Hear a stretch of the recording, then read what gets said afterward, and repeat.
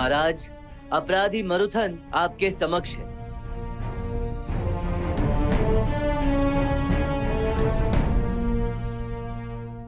हम तो खड़े खड़े थक गए। क्षमा कीजिए महाराज, हमसे देखा नहीं जा रहा। आप कब तक ऐसे खड़े रहेंगे महाराज? कृपया बैठ जाइए। देख देख देख, बैठने का मन स्वयं का कर रहा है। बोल महाराज को रहे गुरुजी। सही कह रहे हैं मनी, मुझे भी यही लग रहा है।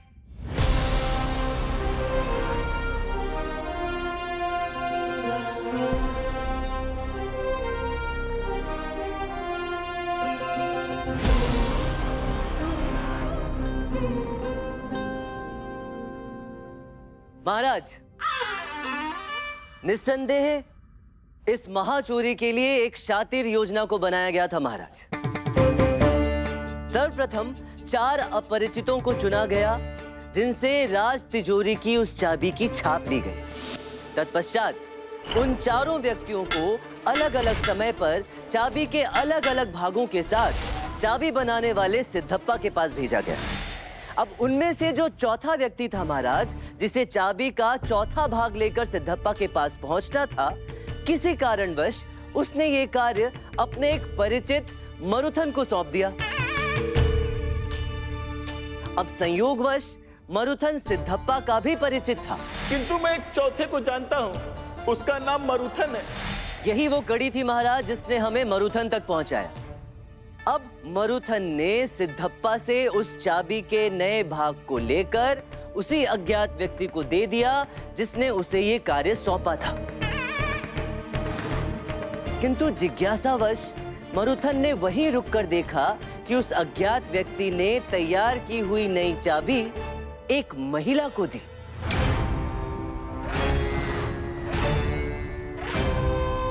मरुथन ने उस महिला का पीछा किया।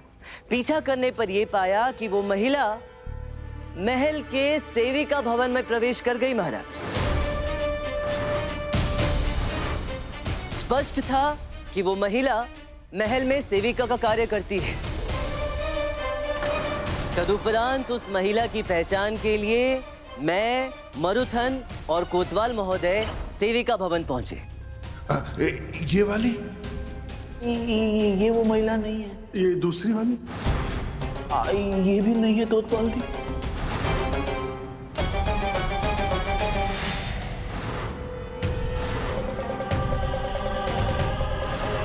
उस दासी के मुख से बेर की इतनी मूल्यवान व्याख्या सुनकर हमारे मन में लोभ आ गया महाराज। वो महिला जो लंबी सेविका से बात कर रही है, जो अपने झुमके के साथ खेल रही है, क्या वो महिला हो सकती है जो चाबी लेकर गई थी? मैंने उसे एक बाल ही देता है। एक बाल ही देखा है? अरे तुमने तो बोला था कि तुमने उसे पूरा देखा है। एक बार मतलब बस थोड़ी देर के लिए, और वो भी थलथरी नजर फलते ही देता था। अरे पंडित जी, ये कौन सी भाषा बोल रहा है? कह रहा है कि बस दूर से थरथरी भर नजर ही देखा है। दिखने में तो वैसे ही दिखते ही है, किंतु पंडित जी, इसके तिंतु ने हमें बहुत चिंतु में डाल दिया है। किंतु हो भी सकती है, नहीं भी हो सकती है। क्योंकि काली सुंदर महिलाएं दिखने में तो एक जैसे ही लगती है ना। वो तो ठीक है, किसी के चेहरे, मोहरे, हाव भाव, वस्त्र परिधान से हम भ्रमित हो सकते हैं, किंतु आंखें सबकी विभिन्न होती हैं। आंखें देखिए, ध्यान से उसकी आंखें देखिए। क्या इसकी आंखें उस महिला की आंखों जैसी है?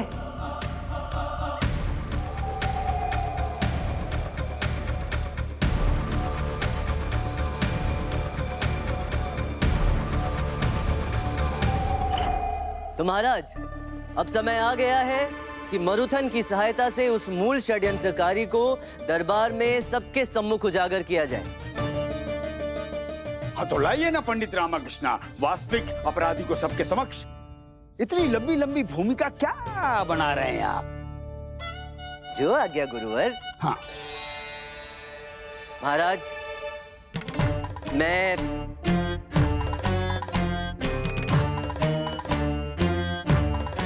आदरणीय महारानियों की सेविका दासी वल्ली को दरबार में बुलाने की अनुमति चाहता हूं।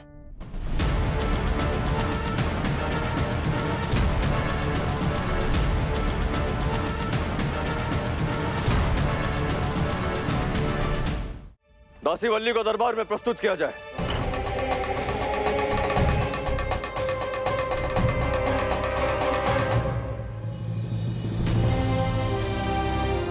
दासी वल्ली, ये पूरा संस्करण तुम्ही से आरंभ हुआ और अब तुम्ही पर समाप्त होगा। मात्र 2 प्रश्न जिनके उत्तर ये निर्धारित करेंगे कि इस क्षण के पश्चात तुम्हारे साथ क्या किया जाएगा। राजमुकुट कहाँ है और क्या राजमुकुट की चोरी में तुमने इन बच्चों की सहायता ली थी? जो कुछ भी हुआ था महाराज, मैं बता चुकी हूँ। जो पहले तुमने बताया था वो असत्य था। अब बताओ पूर्ण सत्य और वास्तविक सत्य। मैंने राजमुकुट नहीं चुराया और मैं इन बच्चों को भी नहीं जानती। तो फिर सिद्धप्पा से राज तिजोरी की चाबी क्यों बनवाई थी तुमने? मैंने कोई चाबी नहीं बनवाई किसी से। मेरा दोष सिर्फ इतना है कि मैं हाट में सार्वजनिक रूप से बेरों के महत्व का बखान कर दिया। हाँ, यही तो असली चाल थी तुम्हारी, ताकि बच्चे सुने, अपने लालच पर नियंत्रण ना रख पाए, मुकुट चुराओ तुम और आरोप लगे बच्चों पर। क्यों? यही थी ना तुम्हारी योजना? ये झूठ है। बेरों का बखान के पीछे मेरा कोई उद्देश्य नहीं था। तुम पिछले 10 वर्षों से इस महल में कार्य करती हो दासी वल्ली। महल के नियमों से भली भांति अवगत हो और पिछले 10 वर्षों से तुमने सभी नियमों का भली भांति पालन किया है। तो फिर उस दिन हाट में सार्वजनिक रूप से तुम इतनी वाचाल कैसे हो सकती हो? क्योंकि मुझे ऐसा करने के लिए कहा गया था।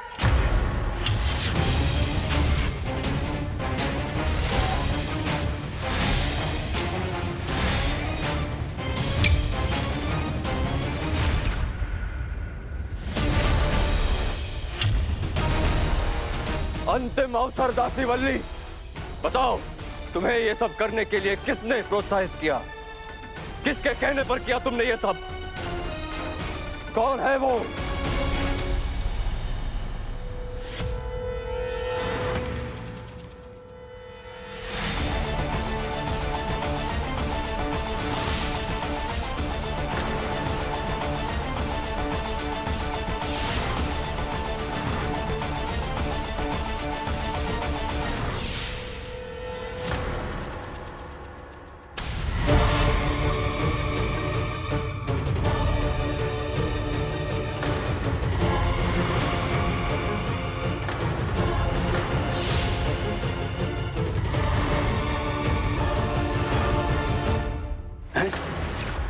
छोटी रानी,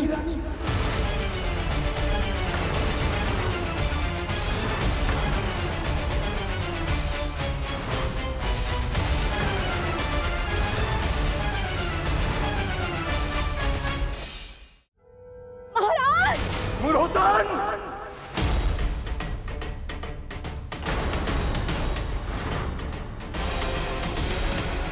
तुम जानते भी हो कि तुम किस पर आरोप लगा रहे हो? विजयनगर के महारानी पे आरोप लगा रहे हो तुम।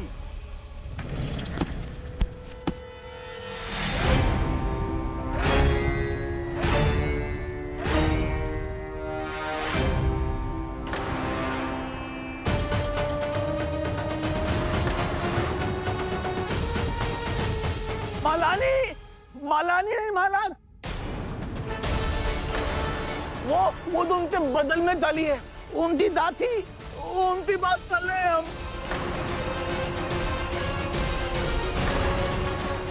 दासी, तभी तो उसका पंखा गिरा। हाँ महाराज, यही है वो जिसने मुझे बेरों के बखान के लिए उकसाया था। वो जो महारानी के साथ खड़ी है। हाँ मालाद जी, वही जितने आता भी पंखा गिला, इतो पहचान लिया है, यही थी वो। लेपाक्षी, तुम?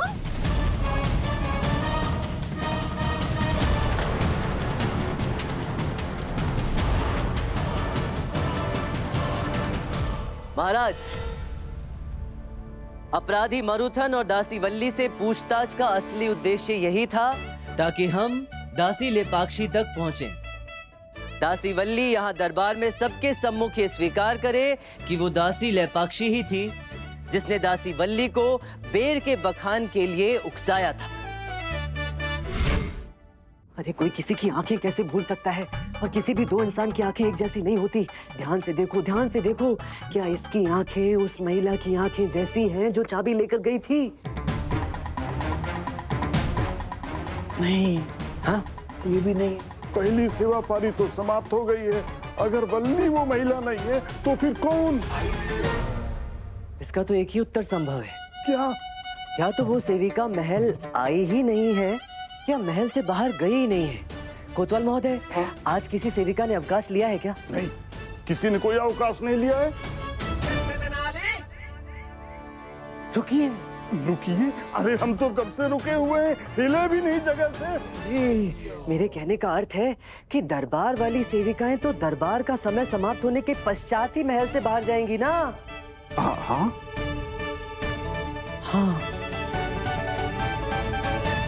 सभी सेविकाओं को सूचित किया जाता है कि सभी सेविकाएं तत्काल आदेश पर दरबार में पहुंचे।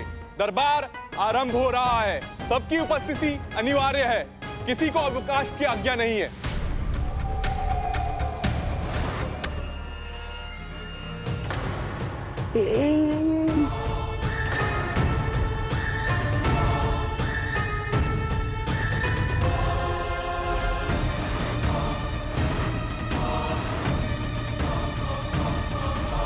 ये झूठ है महाराज, मैंने कुछ नहीं किया।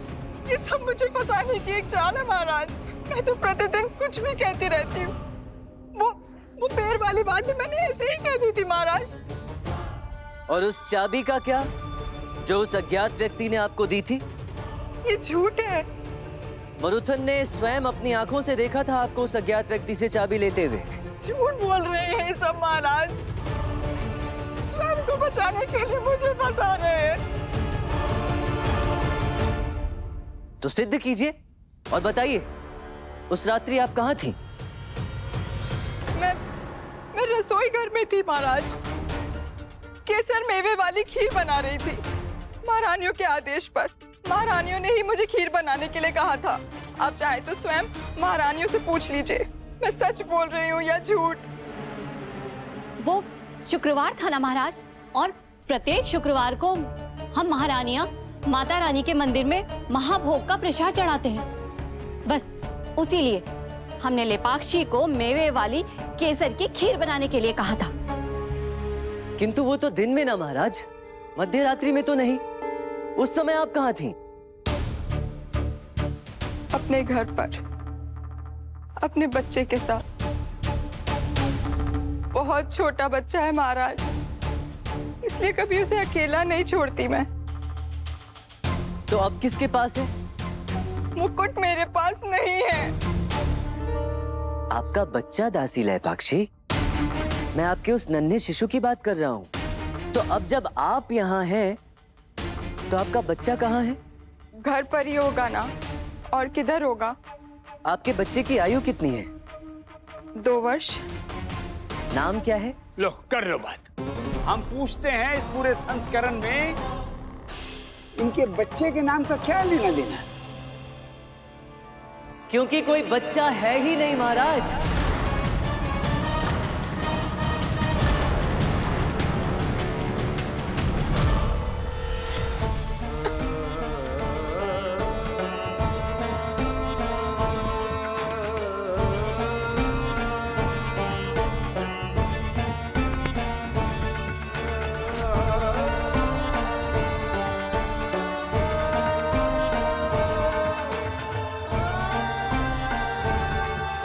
महाराज, परिस्थितिवश स्त्री भले ही 100 झूठ बोल दे, किंतु एक माँ अपने बच्चे का संदर्भ आने पर अपने मन के भाव नहीं छुपा पाती।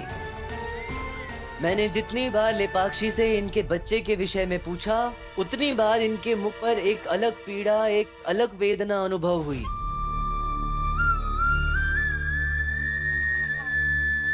प्रणाम महाराज। मैंने कोतवाल महोदय से कहकर इनके घर की जांच करवाई। ये सिपाही, इन्होंने इनके घर की जांच की। महाराज, दासी लेपाक्षी के घर पे हमें ना कोई राज मुकुट मिला और ना ही कोई बालक। डरिए मत। बताइए आपके बच्चे के साथ क्या हुआ? कहाँ है आपका बच्चा?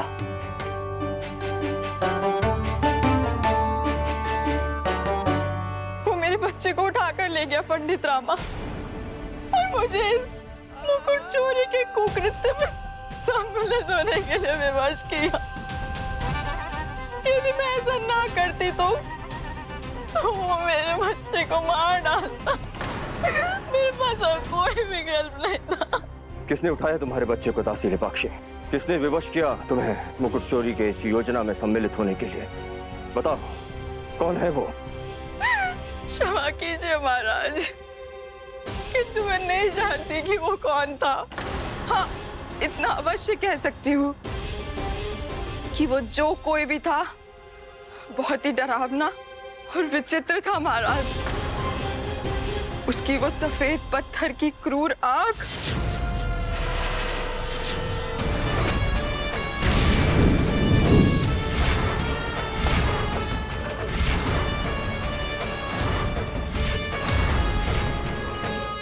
आप बिल्कुल भी चिंतित ना हो, आपका पुत्र आपके पास सकुशल लौट आएगा।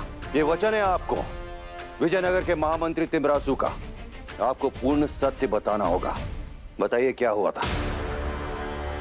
उसकी योजना अनुसार सबसे पहले मुझे वल्ली को बेरों के संदर्भ में उकसाना था। लेकिन कितनी अकृतज्ञ है तुम्हारी महारानियां। अरे, अगर तुमने उन्हें प्रोत्साहित ना किया होता तो क्या महाराज उनके लिए बेर लाते? और उन एक एक बेर का मूल्य क्या एक एक लाख स्वर्ण मुद्रा के बराबर होता? उन बेरों को महल के सुरक्षा कक्ष में राजकीय तिजोरी के अंदर महाराज के मुकुट के साथ सुरक्षित रखा जा रहा है। क्या इससे ये सिद्ध नहीं होता कि वो बेर कितने बहुमूल्य हैं? एक बेर भी किसी के हाथ लग जाए ना तो वो धन के पहाड़ पर जा बैठेगा। अरे, तुम्हारी इतनी बड़ी उपलब्धि के बारे में तो सबको पता होना चाहिए। मैं तेरी जगह होती ना तो पूरे विजयनगर में इसका ढिंडोरा पीटती।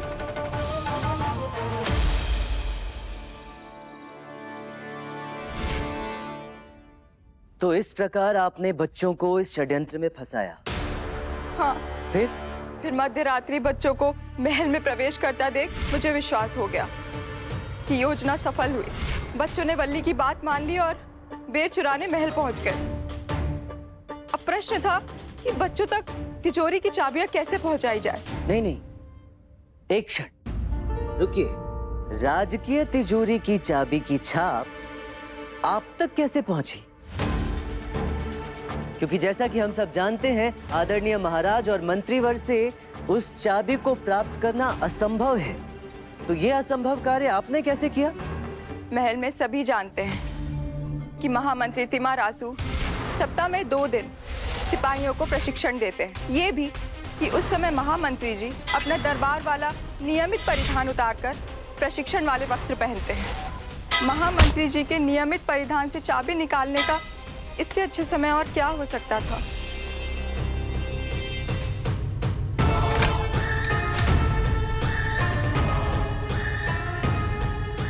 और महाराज से चाबी की छाप लेने का अवसर तो जैसे भाग्य ने मुझे पात्र में सजाकर परोसा। महारानी और महाराज के बीच हुई बेर वाली बात मैं जानती थी। मैंने प्रतीक्षा की और फिर जैसे ही महाराज रूप बदलकर महारानियों के लिए बेर लेने वन के लिए निकले, मैंने अवसर देखकर महाराज के परिधान से चाबी निकालकर उसकी छाप ले ली।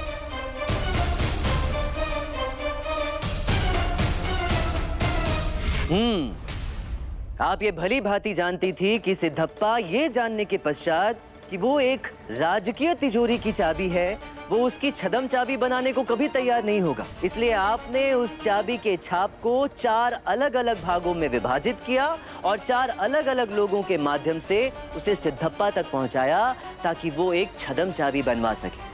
क्यों? क्या जलेबियां तली जा रही हैं दरबार में? भाई, जब चाबियां तुम्हारे पास थी तो मुकुट भी तो तुम ही चुरा सकती थी ना। तुमने क्यों नहीं चुरा लिया? क्योंकि गुरुवर, मुकुट जिस तिजोरी में रहता है वहां विषैले सर्पों का पहरा होता है। उस तिजोरी वाले कक्ष में केवल वही प्रवेश कर सकता है और बाहर निकल सकता है जिसका कद या जिसकी लंबाई कम हो। जैसे कि कोई बच्चा। केवल एक बच्चा ही अंदर प्रवेश करके चोरी कर सकता था महाराज। और फिर आरोप मढ़ने के लिए भी तो किसी की आवश्यकता थी। और इन बच्चों से अधिक उपयोगी और कौन हो सकता था महाराज, जिनका पूरा इतिहास ही चोरी चकारियों से भरा हुआ है। ये सही है महाराज, इसीलिए बच्चों को चुना गया और ये सुनिश्चित किया गया कि चाबियां उन तक पहुंचे। हे भगवान, बेर वाले राज की तिजोरी की चाबियां, इन्हें अपने स्थान पर रखना कैसे भूल जाती हूं मैं।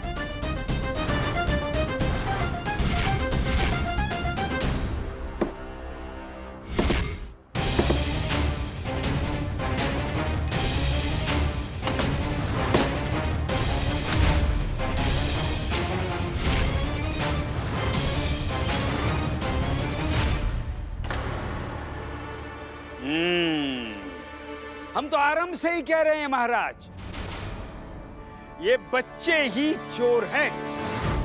मैंने हमेशा कहा है कि आधा सत्य पूरे झूठ से अधिक घातक होता है। इसलिए चलो बताओ अपना सच। आज यहाँ दरबार में स्वीकार करो कि राज मुकुट उस राजकीय तिजोरी से तुमने बाहर निकाला था।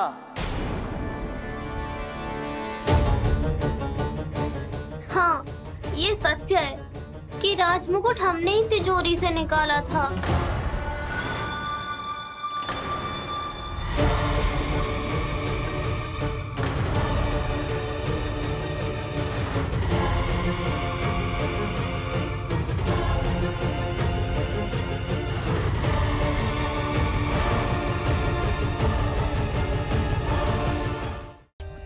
For more updates, subscribe to our channel, click the show links and enjoy watching the videos.